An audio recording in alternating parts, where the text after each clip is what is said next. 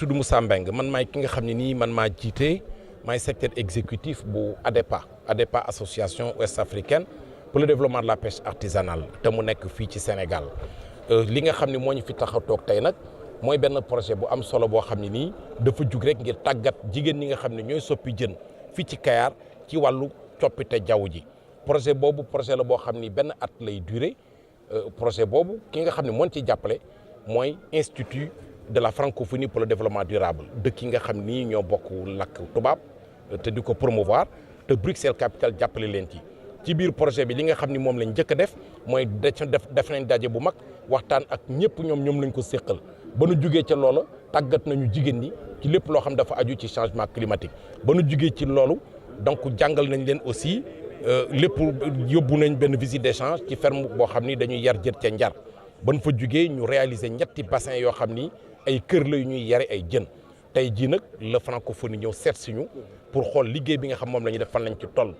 maire bi recevoir nañu dem nañ ci rajo communautaire ba waxtaan nañu fa ndaxte réew leen mbi ni rajo bi dañoo am ay lëkkaloog ñoom ngir ñu gunge ñu ci projet bi ak di waxtaan ak doomu aadama yi ci lépp lu aju ci mbiru changement climatique te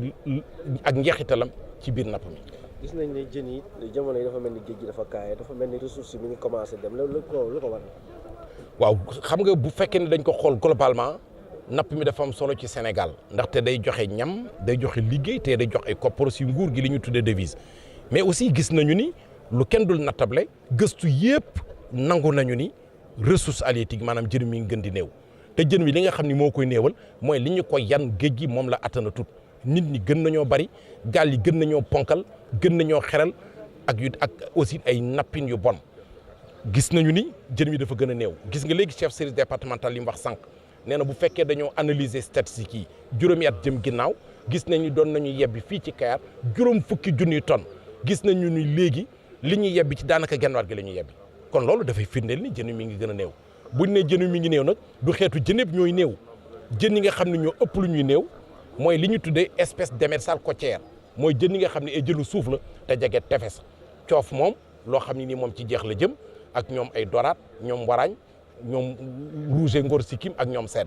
am na sax beneen mbir mu gën a doy waar mooy même yaboy yi nga xam ne nii jeexuñu woon léegi ñëpp nangu nañu ni yaboy yi dañ leen a surexploité muy yaboy tas muy yaboy mërëk ak yenn xeetu jënu kaw ndox yi nga xam ni daanaka mooy ñamu pauvre yi. Mon nom est Jean-Pierre Ndoutoum. Je suis le directeur de l'Institut de la francophonie pour le développement durable, qui est un organe subsidiaire de l'Organisation internationale de la francophonie. Nos bureaux sont à Québec, au Canada. L'action de l'Institut, qu'on appelle aussi IFDD, vise le renforcement des capacités techniques, des capacités institutionnelles et l'accompagnement de la mise en place, l'élaboration et la mise en place des politiques dans les États membres. À cet effet, nous avons un certain nombre de formations que nous faisons, mais également des projets de terrain qu'on essaye de mener dans les pays membres et qui ont principalement une vocation de démonstration. Et si on parle de démonstration, cela signifie que les projets qui sont menés par l'Institut doivent susciter de l'intérêt et doivent susciter une appropriation au niveau local ou au niveau national afin de pouvoir être mis à l'échelle par les autorités nationales ou même les autorités locales. Oui. Est-ce que vous êtes émerveillé véritablement ce qui se passe ici, surtout avec ce que les femmes sont en train de faire ici à Kayar? Alors, notre lien avec Kayar, c'est qu'au lendemain de la signature de l'accord de Paris, qui est l'accord sur le changement climatique, il a été entrepris, il a été décidé par la communauté internationale de mener maintenant des actions de terrain, que la communauté internationale devait parler moins et agir un peu plus. Et c'est dans ce cadre que la francophonie s'est inscrite, sous l'impulsion également de sa secrétaire générale qui veut également des actions de terrain, des actions visibles.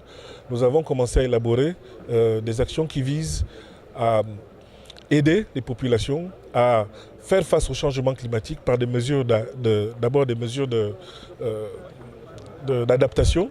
et aussi, tant que possible, des mesures d'atténuation. Parce que vous savez que quand le changement climatique est déjà en marche, et si le changement climatique est déjà en marche, cela signifie qu'il va falloir déjà commencer à s'adapter à ces effets-là. Et je crois que pour ce qui concerne la région de Kayar,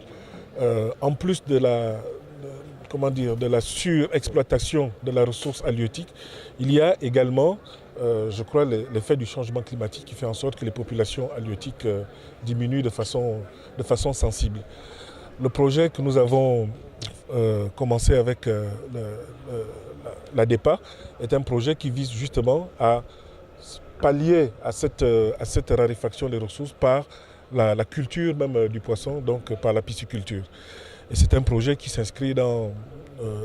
le cadre de nos projets de terrain sur le changement climatique. Actuellement, nous en sommes à 6 projets de terrain, dont celui de Kayar est un exemple parfaitement, je dirais, parfaitement illustratif. voilà tey jii projet bi nga xam ne indi nañ ko fii tey. ngir tàggat jigéen ñi doon ci wàllu yaram jën. gis nañ ne Kayar daanaka jën yi mu ngi commencé ñëw. est-ce que projet bi bu tàbbee ci dëkk bi dina am lu bëri lu mu soppi.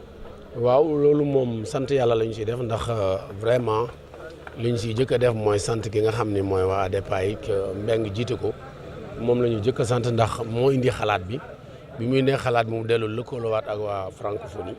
kon bala ñuy wax dara dañ leen di sant gërëm leen ci li nga xam ne moom la ñu xalaatal dëkk bi ndax li nga wax lu am solo la ndax tey boo xoolee li nga xam ne mooy jën ni mu amee woon ci jamono yi passé ak fi jën toll bu ñu indee projet bu mel nii man jàpp naa ni njariñ lay doon te dinañ si jàpp ñun waa Kayar niñ si war a jàppe mais li waral ñàkk jën ji est-ce que du ci wàllu nappin bi yooyu ak yéen en tant que autorité locale ban jéego ngeen ci war a dox ngir ñu mën a changer daal mbir mi. waa xam nga ñun autorité locale li ñuy man mooy tënku ci techniciens yi rek ci la ñuy mën a tënku ñun ay acteurs de la pêche lañu xam nañu ni am na napp gu ñaaw goo xam ne am na ci géej gi moom day dàq jën wi te aussi géej gi li ñu ci wax man ci wax mooy li ñu ko teg attanu ko parce que nit ñi dañoo yokk boo xoolee Kayar population bi fi newoon daan dem géej ak population bi dem géej léegi bokkutu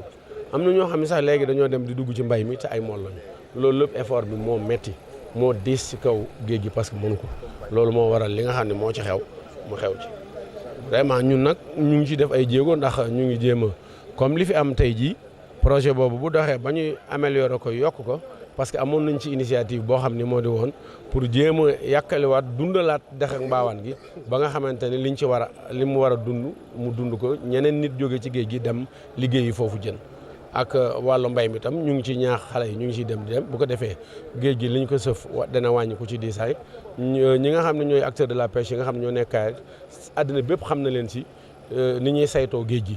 waaw saytu bu wóor boo xam ne bëgguñu kenn koo xam ne dañuy yàq ndax bu ñu yàqee boo liggéey suñu njaboot duñ ci am lu def loolu moom ñoo ngi ci taxaw ak nuñ ci mën a taxawee